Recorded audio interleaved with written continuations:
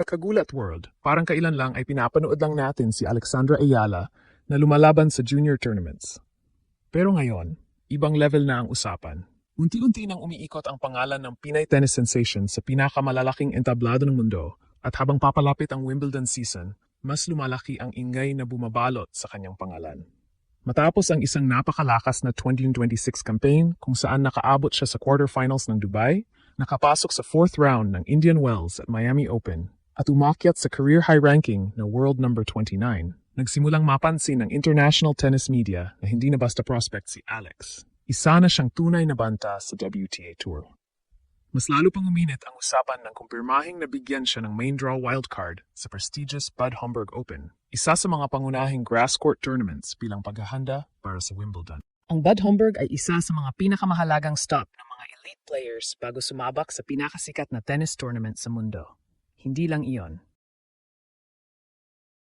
Sa social media, tennis communities at international forums, maraming fans ang nagsimulang mag-usap tungkol sa potential ni Alex sa grass courts.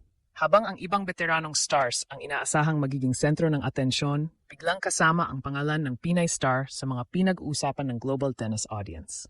Ngayon, isang tanong ang umiikot sa buong tennis world.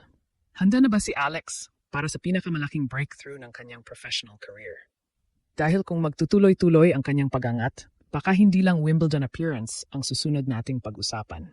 Baka Wimbledon history na mismo. Sa mundo ng tennis, may mga pagkataong hindi mo kailangang manalo agad ng Grand Slam para mapansin ng buong mundo. Minsan, sapat na ang ipakita mong kaya mong makipagsabayan sa mga pinakamalalakas na manlalaro sa planeta.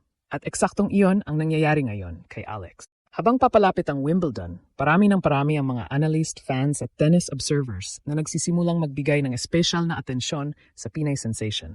Hindi dahil Pilipino siya, hindi dahil viral siya, kundi dahil sa mga resulta. Noong unang bahagi ng 2026 season, maraming eksperto ang nagakalang magiging transitional year lamang ito para kay Alex. Bata pa siya, marami pang kailangang matutunan at napakalalim ng kompetisyon sa WTA Tour. Pero unti-unti niyang binago ang narrative. Sa Auckland, umabot siya ng semifinals. Sa Dubai Championships, nakarating siya ng quarterfinals bago yumuko laban kay Coco Gauff. Pagkatapos nito, gumawa siya ng malalalim na run sa Indian Wells at Miami Open, dalawang pinakamalalaking tournaments sa labas ng Grand Slams. Dahil dito, mabilis na tumaas ang kanyang ranking at umabot siya sa career high world number 29 nitong March. Para sa isang Pilipina, isa itong napakalaking achievement na halos imposible isipin ilang taon lang ang nakalipas. Pero mas nakakagulat ang susunod na nangyari. Habang nakatutok ang karamihan sa clay season, nagsimula nang ihanda ni Alex ang sarili niya para sa grass court swing. Ang bahagi ng tennis calendar na direktang humahantong sa Wimbledon. Maraming observers ang nagsabing isa itong strategic move dahil ang mabilis na surface ng grass ay maaring bumagay sa kanyang aggressive baseline game at mabilis na ball striking.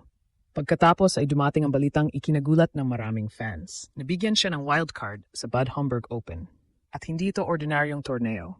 Isa ito sa mga pinakasikat na preparatory tournaments bago ang Wimbledon. Dito karaniwang lumalahok ang mga elite players para mahasa ang kanilang laro sa damuhan bago sumabak sa All England Club. Biglang sumabog ang usapan online.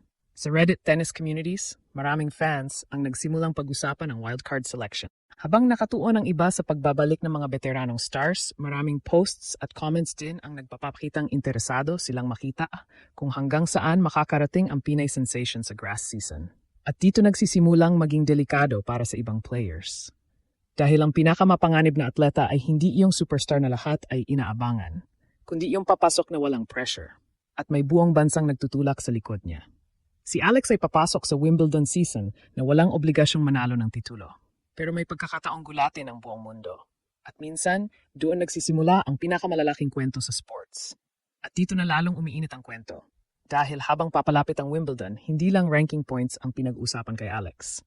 Reputasyon na. Sa tennis, may tinatawag silang momentum. Kapag nagsimula kang manalo laban sa malalaking pangalan, biglang nagbabago ang tingin ng buong tour sa iyo. Hindi ka na simpleng batang prospect. Hindi ka na future star. Isa ka ng kasalukuyang banta. At iyon mismo ang nangyayari ngayon kay Alex.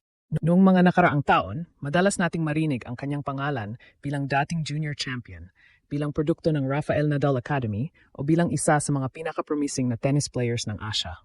Pero ngayong 2026, iba na ang usapan. Hindi na siya ipinapakilala dahil sa potensyal. Ipinapakilala na siya dahil sa kanyang mga resulta. Kapag tiningnan ang kanyang season, mapapansin agad na hindi aksidente ang kanyang pag-akyat sa rankings. Sunod-sunod ang malalalim na tournament runs. Nakipagsabayan siya sa mga established stars. At higit sa lahat, ipinakita niyang kaya niyang manatiling competitive kahit sa pinakamataas na antas ng women's tennis. Kaya naman nang lumabas ang balitang kasama siya sa main draw ng Bad Homburg Open, maraming international tennis observers ang nagsimulang tumingin ng mas seryoso sa kanyang Wimbledon prospects. Dahil ang Bad Homburg ay hindi simpleng warm-up event lamang. Ito ay isa sa mga huling pagsusulit bago sumabak sa pinakabanal na damuhan sa tennis, ang Wimbledon. Ang torneo kung saan isinilang ang ilan sa mga pinakadakilang alamat ng sport. Ang lugar kung saan nagbabago ang karera ng isang atleta sa loob lamang 2 linggo. At ngayon, isang Pilipina ang papasok doon na may pinakamataas na ranking sa kasaysayan ng Philippine tennis. Isipin ninyo yon. Sa loob ng maraming dekada, halos imposibleng makita ang isang Pilipino na pinag-uusapan sa pinakamalalaking tennis conversations sa mundo. Pero ngayon, kapag nag-scroll ka sa international tennis pages, forums, at social media discussions, madalas nang lumilitaw ang pangalan ni Alex sa tabi ng mga pinakamalaking bituin ng WTA. Hindi dahil sa hype, kundi dahil pinaghirapan niyang makarating doon. At marahil iyon ang pinakamagandang bahagi ng kanyang kwento. Walang shortcut, walang regalo, walang instant success. Taon-taon siyang nagtrabaho. Taon-taon siyang lumaban sa ibang bansa. Taon-taon siyang nagtiis ng pressure bilang mukha ng Philippine tennis. At ngayon unti-unti nang dumarating ang bunga ng lahat ng sakripisyong iyon. Pero ang nakakatakot para sa kanyang mga kalaban? Pakiramdam ng marami ay hindi pa ito ang kanyang final form. Marami pa ring eksperto ang naniniwalang mas mataas pa ang kayang marating ni Alex sa susunod na mga taon. Mas malakas, mas kumpleto, mas kumpiyansa. At kung maganda ang maging takbo ng kanyang grass court campaign ngayong taon, posibleng Wimbledon ang maging tournament na tuluyang magpagpapilala sa kanya bilang isa sa mga bagong mukha ng women's tennis. Kaya habang hinihintay ng mundo ang susunod niyang laban, isang bagay ang malinaw. Hindi na lamang pangarap ang pinag-uusapan natin. Reality na. At baka sa mga susunod na linggo, hindi lang Wimbledon ang magugulat, kundi ang buong tennis world mismo. Mga kababayan, anuman ang mangyari sa mga susunod na linggo, malinaw na ang isang bagay. Narrating na ni Alex ang antas na dati ay pangarap lamang para sa Philippine tennis. Mula sa junior champion hanggang sa pagiging world number 29, isa-isa niyang binabasag ang mga limitasyong matagal ng nakaharang sa mga Pilipinong atleta sa pandaigdigang tennis stage. Ngayon, papasok siya sa Wimbledon season na dala ang pag-asa ng isang bansa at ang respeto ng buong tennis community. At kung magpapatuloy ang kanyang pag-angat, hindi lang tayo makasaksi ng kasaysayan. Tayo mismo ang nabubuhay sa gitna nito.